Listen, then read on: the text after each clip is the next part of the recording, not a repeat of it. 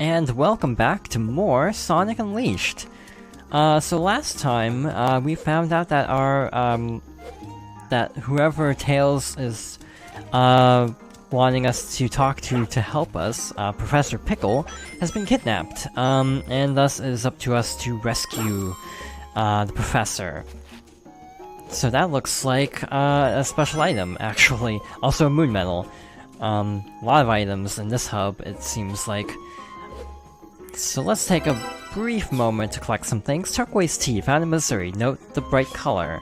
So that's for a side quest. I don't like that color, it looks poisonous. I'll pass. We found something that Chip refuses to drink. I don't know if that's a good thing or a bad thing. Because he does just have a sweet tooth. But also, it's like, that feels like, there's no risk of Chip trying to swipe it, I guess. That's what I'm trying to say. So we got 2 more moon medals, just for the sake of it. There are 2 sun medals in here. I'm gonna pass on those for now, because we've already kinda spent a ton of time, checking this area out. Over on the right side, I see 1. I think... I'm not even sure we can get that as the Werehog. Some levels, or some moon medals, even in the hub, you can only get with 1 character or the other. So we're gonna save those for regular Sonic, because it looks like we need a different move. Actually, we might be able to get that, never mind. Either way, we can miss a few, no big deal. But yeah, Savannah Citadel, Act 1.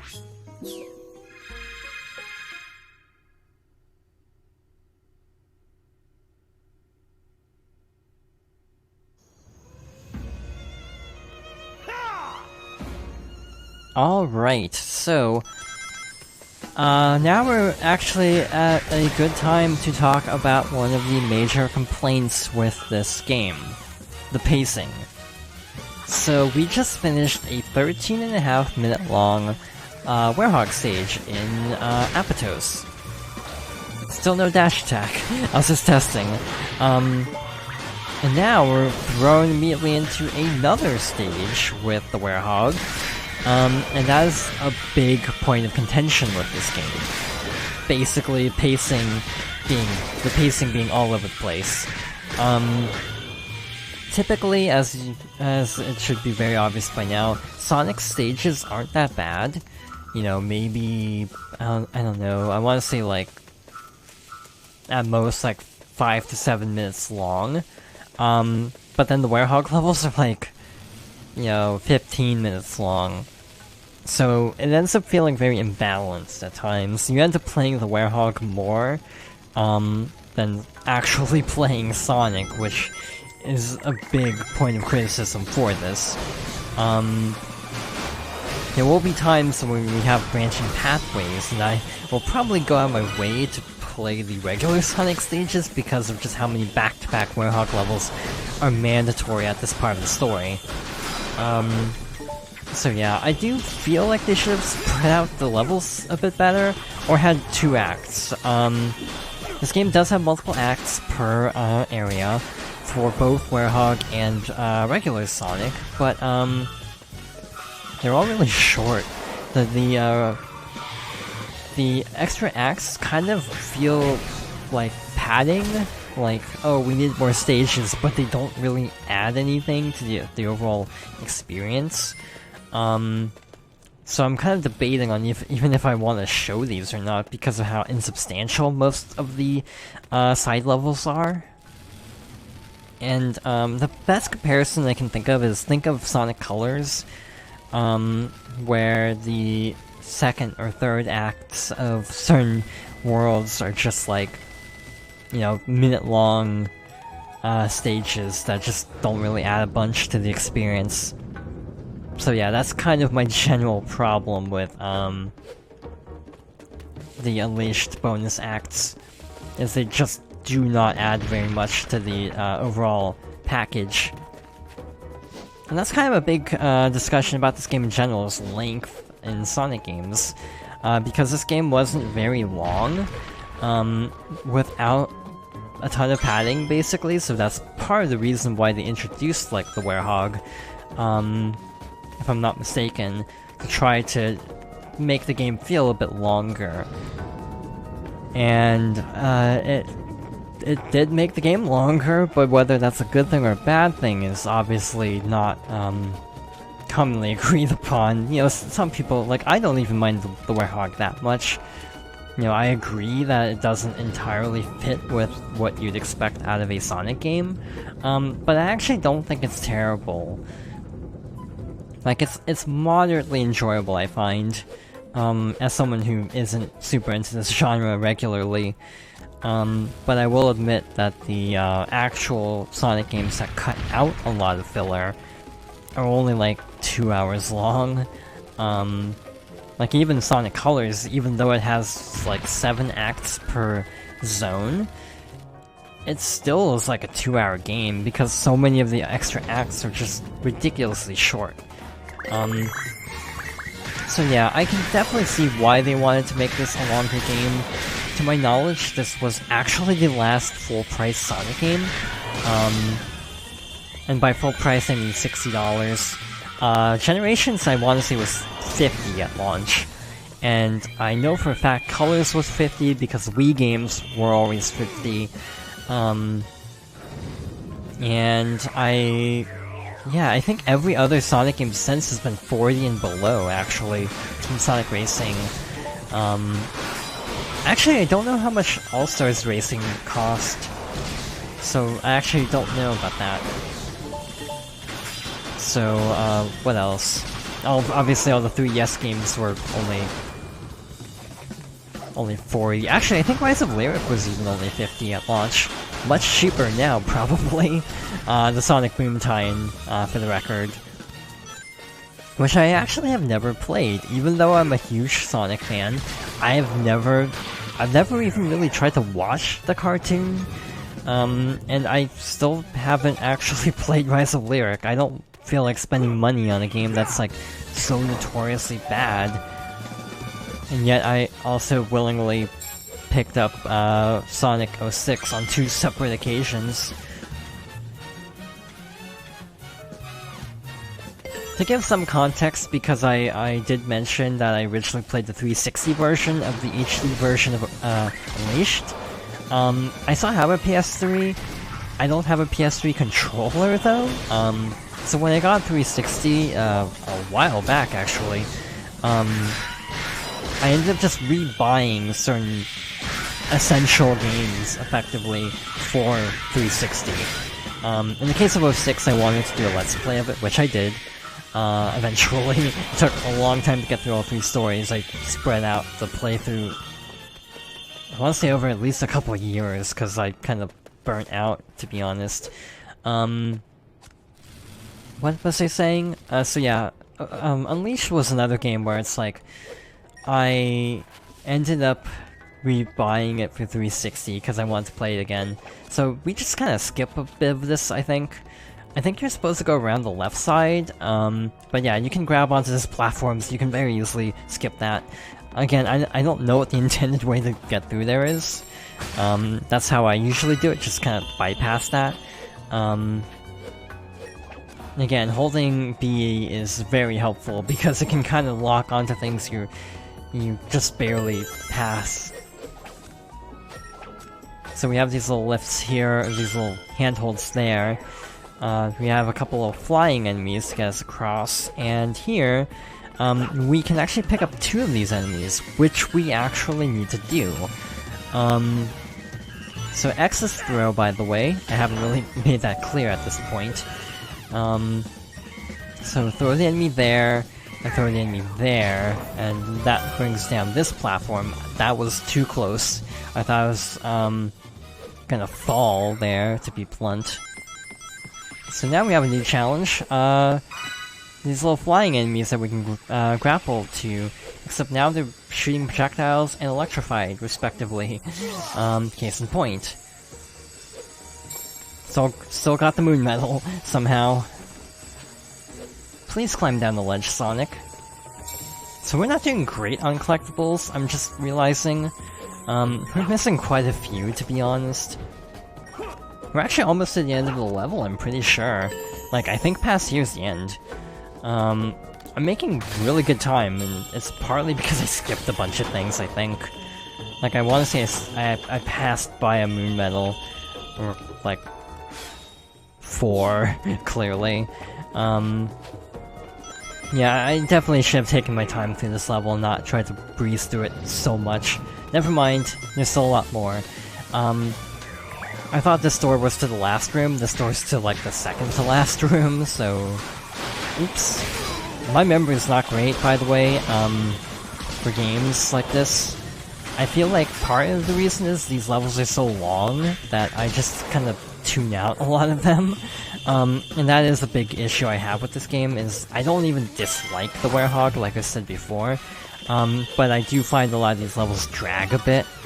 And we're not even at the worst of it. By the way, don't be like me, actually use the QuickTime events. I'm just kind of forgetting and going into kind of an autopilot mode. So yeah, yeah, don't try to play this game so willy-nilly. You will probably die a bunch. In fact, I will probably die a bunch by trying to do it this way. Because I also don't guard. Like, I forget you can guard attacks.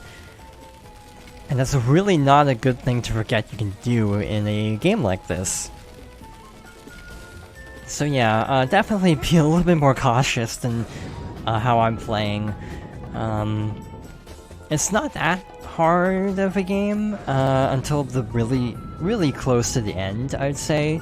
A lot of these early sections aren't too intimidating, but yeah, the game does ramp up considerably for both Sonic and the Werehog. So that is something to keep in mind. So this ends up being way tougher than it should be. Partly because of the, like, stun locking on attacks. Sometimes you can still recover, and other times you just kind of plummet. Okay, that's as high as that will go, so I guess we are good to go. Unless I have to move it over onto this platform, which I think is actually what I need to do. So try this again. Having this enemy taking pot shots like that isn't helping this puzzle. But I'm also not feeling up to going and trying to fight it. Because it's not easy to reach. And Sonic the Werehog isn't exactly great at aerial fighting, I'd say. Definitely more of a ground fighter. It's like... It's kind of fascinating to me how many games tried to be God of War. Because you also had similarly titled Star Wars The Force Unleashed, because so many games used Unleashed in their titles back in this time period. So yeah, that's the one that immediately comes to mind. And that was an alright game. Really difficult to 100% as someone who has 100%ed it. So also one thing you shouldn't forget, like I do, use Unleashed mode, because I always forget to use Unleashed mode, and that's a big part of why I die in this game, is I forget to use an important feature. Like, this isn't even hard, just use Unleashed mode, you're fine. And yet I die here periodically because I don't use all the moves at my disposal. Also, yeah, stun locking is definitely probably why this combat is a bit weak. Basically, you get stunned out of combos a lot, and it can be really frustrating at times when you have large groups of enemies that are continually stunning you. Luckily, we don't have it too bad at the moment. Can I go into Unleash mode again? I got enough orbs to actually go into Unleash mode immediately after. So this is the end of the level, by the way. So that should be it. There we go. I'm gonna do a quick scan of this room, just to make sure I didn't miss anything obvious, and we're good to go. S-rank. That is our first S-rank of the playthrough. That only took 12 minutes. I'm actually kind of surprised. We're gonna save leveling up for next time, because we have more story.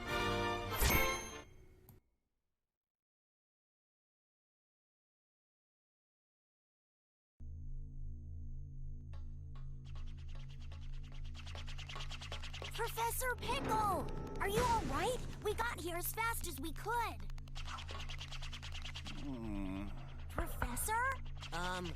Hello? How dare they call this culinary concoction food? Look here, do you see this sorry excuse for a sandwich? The bread should be no less than 3/4 of an inch thick. Upon it, 1 tablespoon of mayonnaise and a pinch of black pepper. The contents, fresh cucumber, sliced thinly, if you please. Am I quite right, Tails? I know I learned something here today. Professor, it's good to see you haven't changed. But tell me, what brings you here? The menu is hardly worth the trip, if you ask me. No, Professor. We came here to rescue you. Oh? Oh, I see. How rude of me. Right then, first things first. It's about time someone taught the chef here how to make a proper sandwich. You can file a complaint later, Professor. Let's get out of here before Eggman's welcoming committee shows up. Oh, yes, quite. But let us be sure to collect the contents of that vault before departing.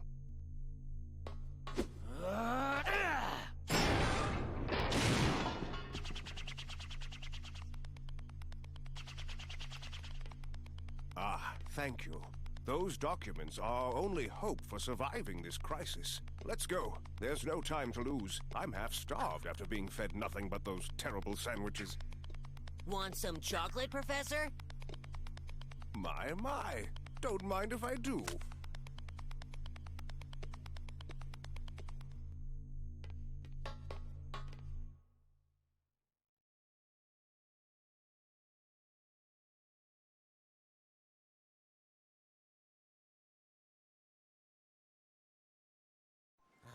These ancient documents are known as the Gaia manuscripts. They tell the legend of a disaster that befell our planet some tens of thousands of years ago. A disaster? Quite. And according to the Gaia manuscripts, this isn't the first time the planet has been broken apart into pieces. The cause lies at the very core of the planet. All the phenomena we've witnessed are the direct result of one creature. The hyper-energy organism spawned at the planet's core, Dark Gaia. So how do we stop this Dark Gaia and put the world back together? Luckily, Dark Gaia has yet to be fully reborn. We most likely have Dr. Eggman's premature wake-up call to thank for that. If we act now, we may be able to restore the planet by returning power to the Chaos Emeralds. Sonic, you must travel to each of the temples listed in the Gaia manuscripts.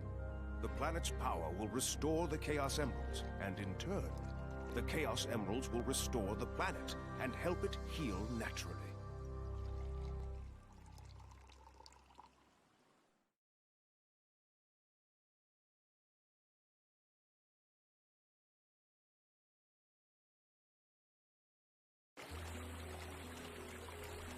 And with that, we have our next mission. So, I guess next time we have to go find the, Gaia temples. So thank you for watching, and I hope you'll join me next time for more Sonic Unleashed.